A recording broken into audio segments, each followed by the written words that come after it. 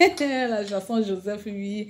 Je pense que tout le corps du Christ devait même me féliciter et rendre gloire à Dieu parce que c'est ce que le Seigneur nous demande. Chanter pour fortifier des cœurs attristés. Quand moi j'ai chanté la chanson Joseph, le président Charles Blé Goudé, il était encore à La Haye.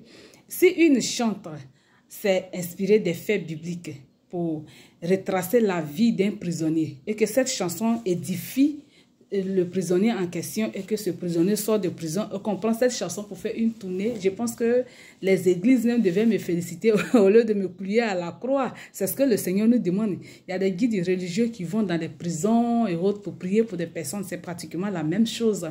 Ça fait un. Et secondo, quand j'ai chanté cette chanson, des gens ont publié cette chanson sur sa page et ça m'a fait plusieurs vues. J'ai dit, bon, dans ce cas, pourquoi ne pas l'accompagner dans cette tournée et profiter également pour faire la promotion de cette chanson. Troisièmement, depuis qu'il est arrivé, il ne fait que prôner la paix. Il ne fait que parler de réconciliation, de paix. Et moi, les thèmes abordés dans mes chansons vont dans le même sens. Raison pour laquelle je l'accompagne dans cette tournée. Il n'y a pas que... Ce qui est malin en Côte d'Ivoire, c'est que quand on te voit avec un acteur politique, automatiquement, tu fais la politique. Mais non, il n'y a pas que les politiques qui rassemblent les Ivoiriens.